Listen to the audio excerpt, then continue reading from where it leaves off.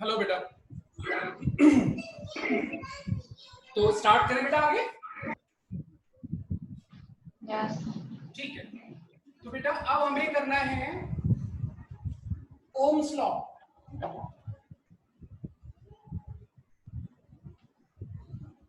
चलिए देखिए, Ohm's law से पहले बेटा एक्चुअली आपकी बुक में ना कुछ सिंबल्स दिए हुए हैं, ठीक है, सर्किट एलिमेंट्स की। वैसे तो आप लोग जानते ही हो, मैं सारे एक्चुअली हम लोग सारी बात कर चुके हैं, लेकिन एक दो सिंबल के बारे में हम बात कर सकते हैं। तो देखो, कुछ सिंबल्स होते हैं जैसे सेल, बैटरी वगैरह तो मैं बता चुका हूं आपको,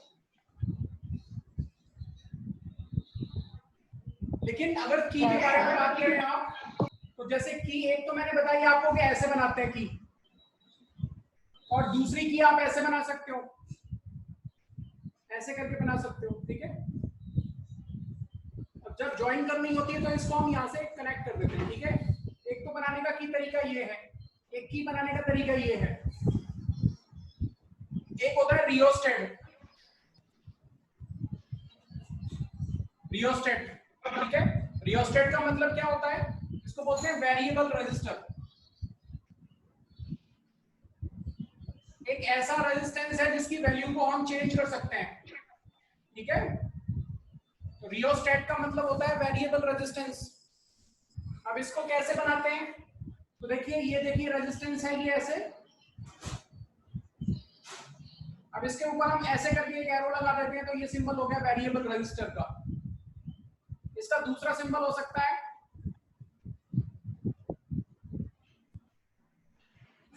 हम ऐसे करके कनेक्ट कर लेते हैं इसको, तो ये भी वेरिएबल रेजिस्टर हो गया, ठीक है बेटा। तो की के दो सिंबल ये हो सकते हैं, ये रियोस्टेट का सिंबल हो गया, एक ये होता है, एक ये होता है। बल्ब का सिंबल मैं बता चुका हूं आपको, वोल्टमीटर का सिंबल मैं बता चुका हूं आपको, अमीटर का सिंबल मैं बता चुका हूं आपको, सेल का सिंबल बता चुका हूं मैं, बैटरी का सिंबल बता चुका हूं। और क्या बचता है, अगर तुम वायर को कनेक्ट करते हो तो कनेक्शन या कनेक्टिंग वायर, कनेक्टिंग वायर या कनेक्टिंग पॉइंट बताओ। तो कनेक्टिंग पॉइंट को अगर आप बनाओगे, तो कनेक्टिंग पॉइंट को ऐसे बनाते हैं कि मान लीजिए ये मेरा एक वायर है, ये मेरा दूसरा वायर है, देखो यहाँ पे कनेक्ट हुआ है, इसको ऐसे करके दिखा देंगे कि ये कनेक्टिंग पॉइंट है, ठीक है बेटा। यस अच्छा, अगर कभी कभी क्या होता है कि हमने एक वायर को जंप करना है विदाउट टचिंग, जैसे ये देखो मेरे दो पेन है, ये देखो एक के ऊपर और एक के पास हो रहा है, लेकिन इनके बीच में देखो गैप तुमको दिखाई दे रहा होगा, गैप है कि नहीं है, ये टच नहीं कर रहा एक दूसरे को। यस लेकिन सामने से अगर मैं ऐसे दिखाऊं तुम्हें, तो तुमको पता नहीं चल रहा होगा कि इनके बीच में गैप है ना बेटा। तो जब सामने से सर्किट को दिखाते हैं तो वायर को जंप कैसे करते हैं, तो अगर वायर को जंप करना होता है तो हम ऐसे बना के, इसको ऐसे बना के दिखाते हैं, ये जंप करके गया है इसको, ठीक है ना बेटा। जंप करने का मतलब है कि वो टच नहीं कर रहे एक दूसरे को, they are not touching each other. इसमें करंट ऐसे गई है, इसमें करंट ऐसे गई है, एक दूसरे की करंट को अफेक्ट नहीं करते हैं ये, तो इसको बोलते हैं जंपिंग ऑफ वायर,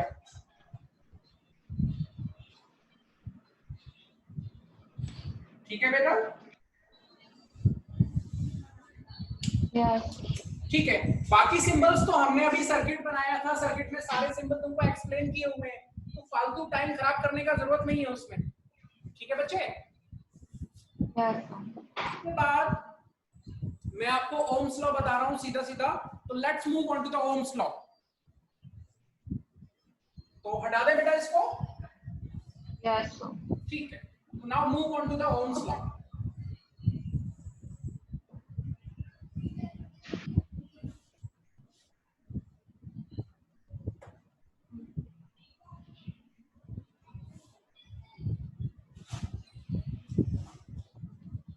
तो ओम्स लॉ कहता है बेटा, आपकी एनसीईआरटी क्या कहती है, ओम्स लॉ जो कहता है वो तो अलग है, लेकिन आपकी जो एनसीईआरटी कहती है, क्योंकि तुम्हारे स्कूल वाले तो एनसीईआरटी को मानेंगे, ठीक है ना।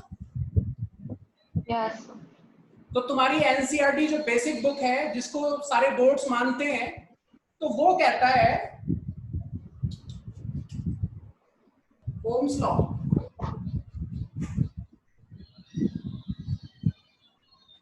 If temperature remains same, if temperature remains same for given conductor,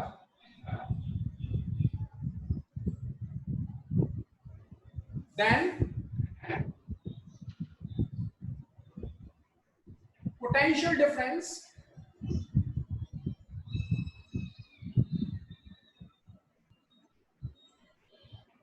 applied across it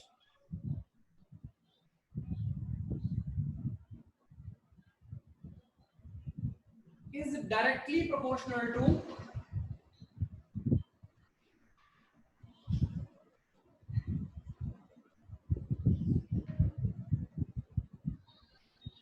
current flowing through it.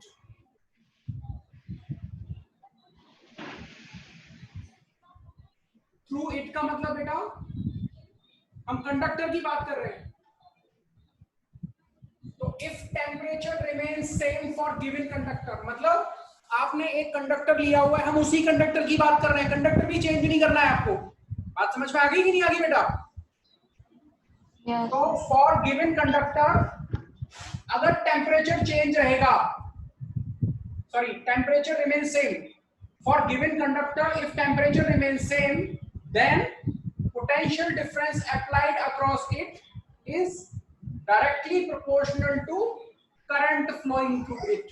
बात समझ में आ गई बेटा कि नहीं आ गई? Yes. तो इसका मतलब है पोटेंशियल डिफरेंस को लिखते हैं हम V से और डायरेक्टली प्रोपोर्शनल टू I।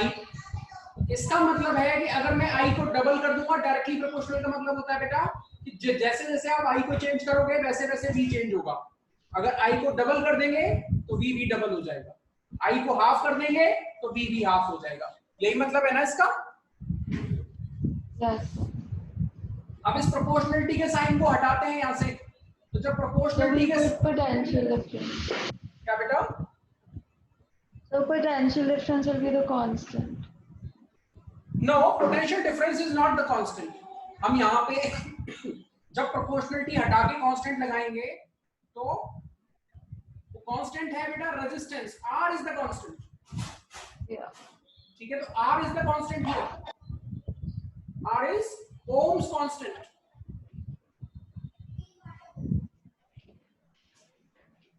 और इसको बेटा हम बोलते हैं रेजिस्टेंस।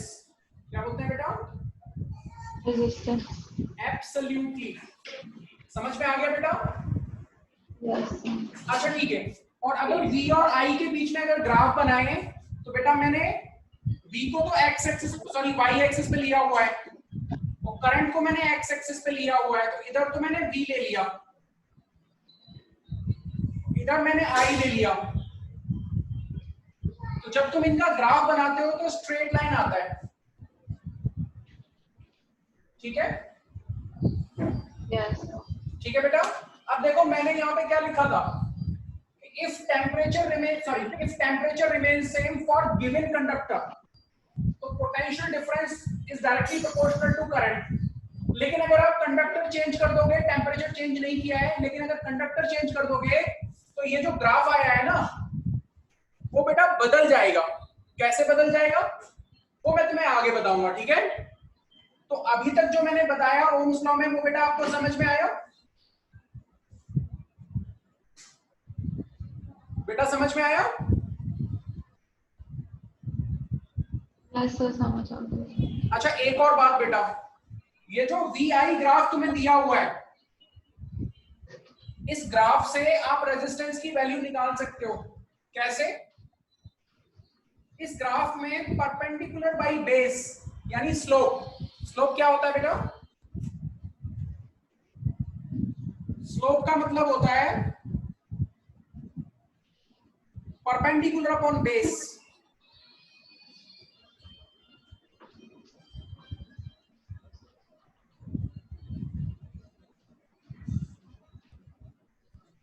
और वो क्या देगा? रेजिस्टेंस। ठीक है बच्चे? Yes, sir. तो इस ग्राफ में स्लोप यानी परपेंडिकुलर अपॉन बेस क्या देगा आपको? रेजिस्टेंस। तो इस ग्राफ का आप यहाँ ये परपेंडिकुलर हो गया और ये बेस हो गया, तो उससे आप इसका रेजिस्टेंस निकाल सकते हैं। ठीक है बच्चे? Yes, sir. तो हटा दूं इसको मैं। Yes, sir. अब देखो इसके बाद एक छोटा सा क्वेश्चन बनता है इसमें।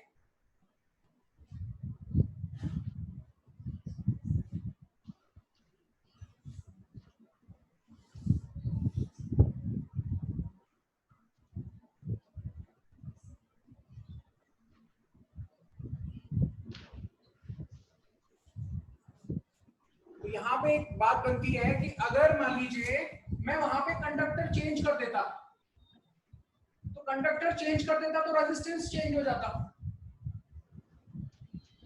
चेंज की नहीं हो जाता बेटा? और रेजिस्टेंस चेंज हो जाता तो ग्राफ तो बदल जाता ना। तो मान लीजिए Yes. एक तुम्हारा कंडक्टर था ए और दूसरा कंडक्टर है बी, तो आप बता सकते हो किसका रेजिस्टेंस ज्यादा होगा?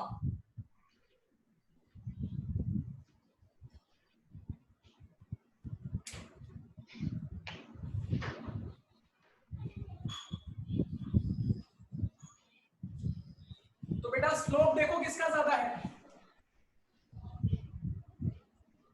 So B. नहीं, बी का देखो एंगल कितना है? बी का एंगल है ये θ1 और ए का एंगल है ये, तो किसका एंगल बड़ा दिखाई दे रहा है तुमको? A का. तो जिसका एंगल बड़ा उसका स्लोप ज्यादा। ठीक है ना? हम कहते हैं ना नॉर्मल लैंग्वेज में हम कहते हैं कि यहाँ पे देखो बहुत स्लोप है, तो स्लोप का मतलब एंगल ना। Yeah. तो जिसका स्लोप ज्यादा होगा उसका रेजिस्टेंस ज्यादा होगा। तो आप यहाँ पे लिखिए एज, तो आंसर जब हम लिखेंगे तो इस क्वेश्चन का मैं आंसर यहाँ पे लिख रहा हूँ नीचे लिखने की बजाय, तो हम लिखेंगे as slope of conductor B, sorry A, conductor A is greater, hence resistance of A is greater than resistance of B। बेटा समझ में आया बच्चे आपको? Yes, sir. पक्का ना? Yes, sir. कभी कभी ये लोग बहुत होशियारी दिखाते हैं। ये लोग क्या करते हैं कि करंट को तो y एक्सिस पे ले लेते हैं और पोटेंशियल को x एक्सिस पे लेते हैं, फिर पूछते हैं इस बार करंट हमने इधर ले ली और वोल्टेज इस एक्सिस पे ले लिया, और अब पूछेगा, ठीक है, अब फिर से पूछेगा कि किसका रेजिस्टेंस ज्यादा है। तो अब आप भी उल्टा कर दो, ठीक है, आप भी उल्टा कर दो, क्योंकि हमको जो स्लोप लेना होता है वो हमेशा किस एक्सिस से लेना होता है? करंट एक्सिस से। तो या तो आप भी उसकी आंखों में धोखा, मतलब आंखों में धूल झोंक दो, जैसे जैसे उसने बेवकूफ बनाने की कोशिश की है वैसे भी आप कर दो। हम स्लोप हमेशा करंट एक्सिस से लेते हैं, एंगल जो भी लेना है वो करंट एक्सिस से लो। तो करंट एक्सिस से किसका एंगल बढ़ा आ रहा है? A का. ए का। तो रेजिस्टेंस बेटा ए का ही ज्यादा होगा। तो हमको स्लोप हमेशा किससे लेना है? करंट एक्सिस से। ध्यान रखिए, यहाँ पे एक तो नोट लिख रहा हूं, उसके बाद आंसर लिखना शुरू करूंगा कि slope is always seen, slope is always taken from current axis. ठीक है बच्चे? Yes, sir. तो स्लोप को हम हमेशा करंट एक्सिस से लेते हैं। अच्छा, तो यहाँ पे स्लोप किसका ज्यादा है? फिर से ए का ज्यादा है। तो स्लोप ऑफ, आंसर लिखना शुरू करेंगे इसका, तो slope of a conductor is greater,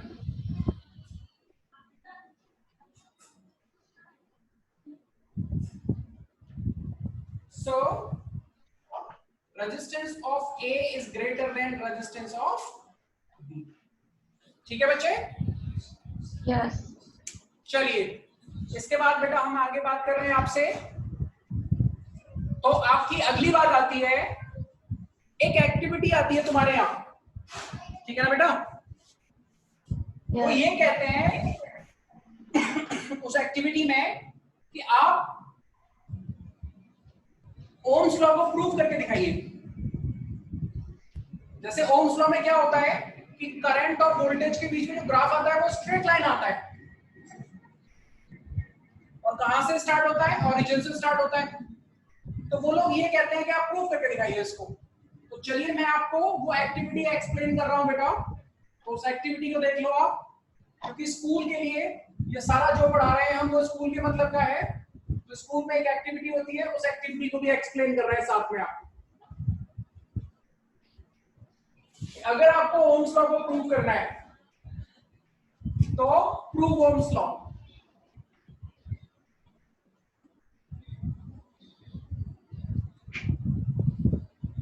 bye activity. तो चलिए एक्टिविटी में हमको क्या क्या सामान चाहिए। तो बेटा सबसे पहले हमको चाहिए, तो पहला हमको चाहिए 4 सेल्स, ठीक है, 4 सेल चाहिए। दूसरा हमको क्या चाहिए, हमको एक अमीटर चाहिए, 1 अमीटर, 1 वोल्ट मीटर, ठीक है। तो अमीटर AMM कर देते हैं। एक तो अमीटर चाहिए हमको, एक वोल्ट मीटर चाहिए, और क्या चाहिए हमको, तीसरा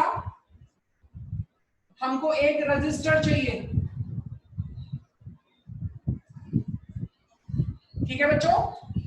और चौथा क्या चाहिए हमको, एक की चाहिए हमको, 1 की, ठीक है बेटा। तो आपको इस एक्सपेरिमेंट को करने के लिए 4 सेल चाहिए, एक अमीटर चाहिए, एक वोल्टमीटर चाहिए, एक रजिस्टर चाहिए और एक की चाहिए। अब देखिए सर्किट को बनाएंगे कैसे हम। तो सबसे पहले आप 4 सेल्स को लगा लो एक साथ, ऐसे, फिर ऐसे, फिर ऐसे, फिर ऐसे, ठीक है। ये 4 सेल आपने लगा लिए। अब क्या करना है अपने को, अब एक अमीटर लगा लो, करंट रीड करना है भाई, अमीटर भी लगा लेते हैं। चलिए ये लीजिए अमीटर लगा लिया। इसके बाद अब हम क्या करेंगे, एक रजिस्टर लगा लो, ये लीजिए रजिस्टर लगा दिया आपने।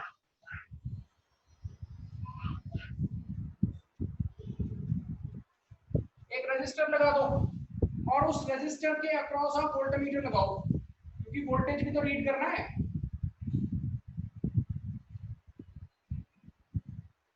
अब की लगानी है तो की कहीं भी लगा सकते हैं, तो चलिए यहां की लगा लेते हैं, ठीक है बेटा। अच्छा, अब क्या कहानी है, अब बेटा क्या कह रहे हो तुम बोलो, बेटा बताओ। Nothing. So. अब देखना बेटा, अब ये 4 सेल है ना, और ये जो देखो, ये जो मैंने पॉइंट बोला ना, ये इसको हम आगे पीछे कर सकते हैं इस पॉइंट को, ठीक है, ठीक है बच्चे। Yes, so समझ आता है। अच्छा तो एक काम करो आप, सबसे पहले क्या करेंगे हम, सबसे पहले आप जो ये कनेक्टिंग वायर है इसको इस पॉइंट पे कनेक्ट करो। कहां पे, फर्स्ट सेल के पास में मैंने ए पॉइंट दिया हुआ है, तो आप ए पॉइंट से कनेक्ट करो इसको। तो जब आप ए पॉइंट से कनेक्ट करेंगे तो देखो सिर्फ एक सेल सर्किट के अंदर है, ठीक है ना, तो जो भी करंट आएगी वो सिर्फ एक सेल की वजह से आएगी, ठीक है बेटा। Yes, sir, got it. तो फर्स्ट स्टेप तुम्हारा क्या है, फर्स्ट स्टेप, तो फर्स्ट स्टेप में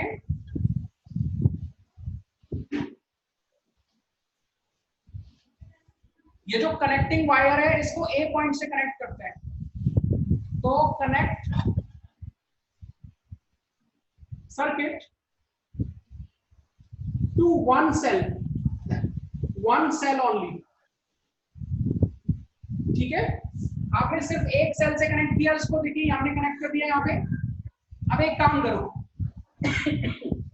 आप करंट की और वोल्टमीटर की रीडिंग नोट डाउन कर लो। तो जब एक सेल आपने यूज किया तो हमने यहाँ पे एक ऐसे करके हम एक वो बना लेंगे,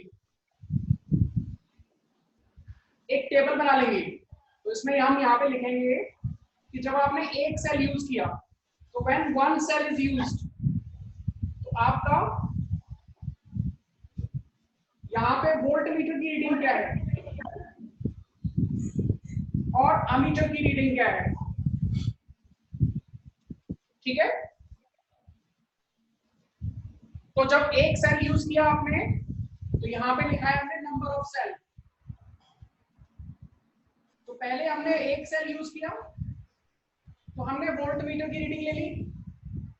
तो फर्स्ट स्टेप के अंदर आपने सिर्फ एक सेल यूज किया। तो जब आपने एक सेल यूज किया है तो वोल्ट मीटर की रीडिंग ले लो और अमीटर की रीडिंग ले लो।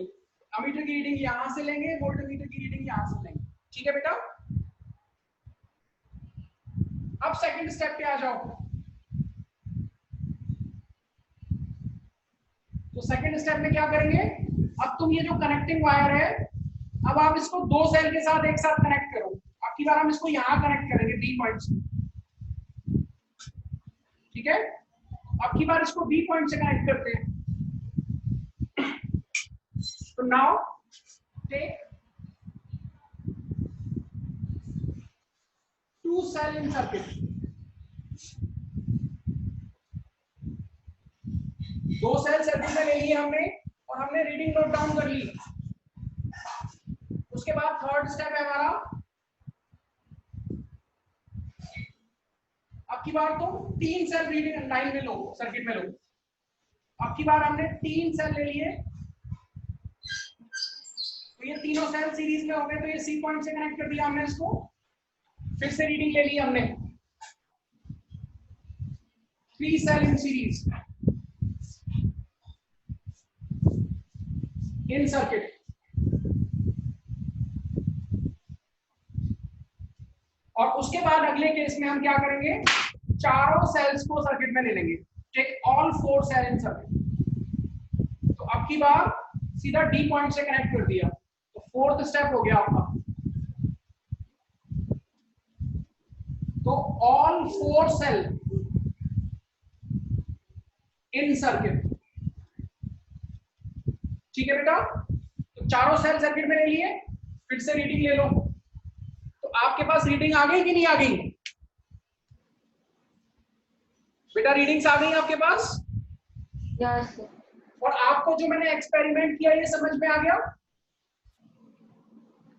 So mostly. ठीक है, अगर कोई बात समझ में नहीं आई तो फिर से एक्सप्लेन कर देंगे बेटा। बहुत बेसिक सा एक्सपेरिमेंट है, अपने घर पे भी कर सकते हैं। अगर हमारे पास अमीटर और वोल्ट मीटर है तो हम घर पे परफॉर्म कर सकते हैं इसको, Yes, sir. ठीक है। चलो कोई बात नहीं है। तो कभी हमारी फिजिकल क्लास होगी तो उस टाइम हम आपको ये एक्सपेरिमेंट करा देंगे। मेरे पास घर पे रखे हुए हैं ये सारे इंस्ट्रूमेंट, ठीक है। Okay. अब देखो, तो आपके पास जब आपने चारों सेल यूज किए, जब पहले एक सेल यूज किया था, फिर दो किए, फिर तीन सेल किए और फिर चार सेल किए, तो आपके पास चार तो वोल्ट मीटर की रीडिंग आ गई और चार अमीटर की रीडिंग आ गई, ठीक है। अब इन रीडिंग को देखते हुए आप एक काम करो बेटा, आप पोटेंशियल और करंट का ग्राफ बनाओ। बनाओ, बना दे? तो चलिए देख लेते हैं।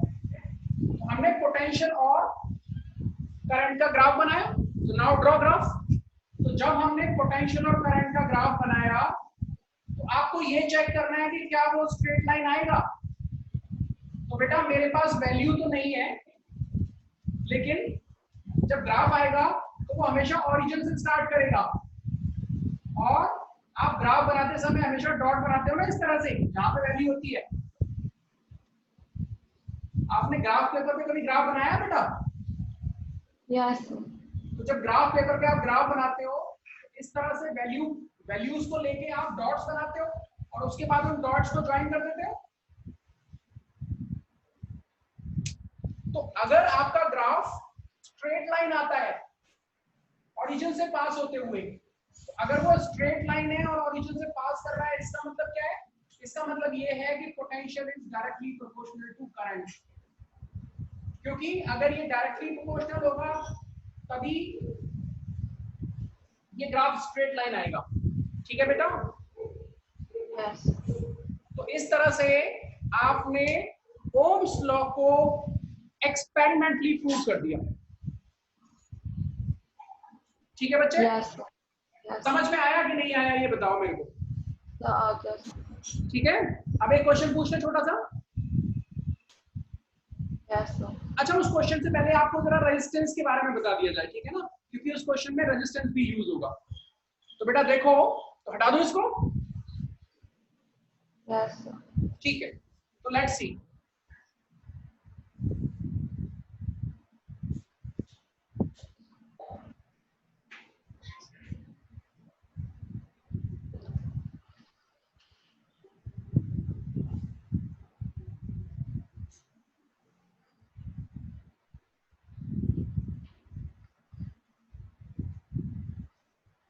तो हमने तो रेजिस्टेंस को वैसे भी जिगजैग पाथ से बनाया था। तो जिगजैग पाथ का मतलब था ट्रिपल। तो रेजिस्टेंस का मतलब क्या होता है बेटा? रेजिस्टेंस, इसके बारे में एक्सप्लेनेशन मैं आपको नेक्स्ट क्लास में दूंगा, अभी खाली बेसिक बता रहा हूं। तो क्या होता है रेजिस्टेंस बेटा? So it's the obstruction to the flow current. Absolutely, it is obstruction। और कौन दे रहा है obstruction? Conductor. It is obstruction offered by conductor.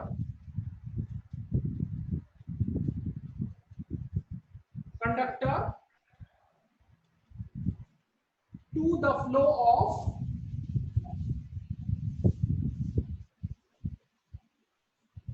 Of charge और करंट। ठीक है बेटा? Yes, sir. अच्छा, दूसरी बात, रेजिस्टेंस कैसे निकालेंगे? तो भाई ओम्स लॉ आपको मालूम है, V इक्वल्स टू क्या था बेटा? I R. R equals to क्या हो जाएगा? V upon I. ठीक है बेटा? Yes, तो इसकी SI यूनिट क्या हो जाएगी? SI यूनिट ऑफ रेजिस्टेंस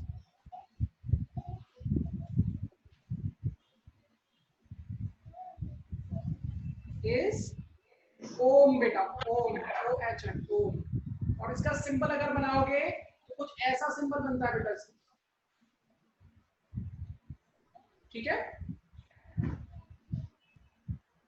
ये yes, बेटा sir. रेजिस्टेंस की SI यूनिट है। इसके बारे में डिटेल में नेक्स्ट क्लास में दूंगा, रेजिस्टेंस के बारे में आपको। अभी क्योंकि मुझे एक छोटा सा क्वेश्चन कराना था इस पे, तो इसलिए मैंने ये आपका पुट अप किया। तो अब एक छोटा सा क्वेश्चन है कि if current flowing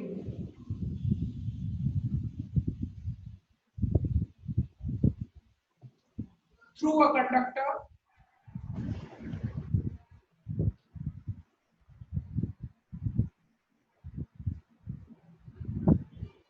is 5 ampere and resistance of conductor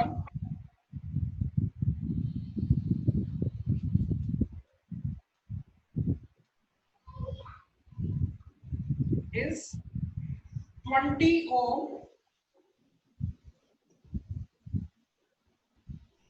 then what is potential difference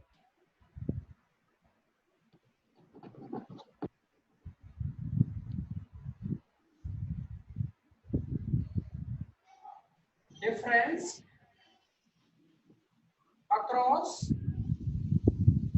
the ends of conductor?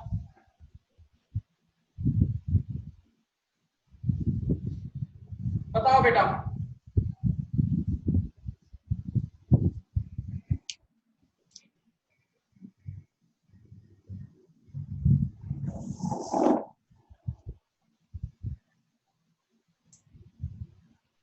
So 100.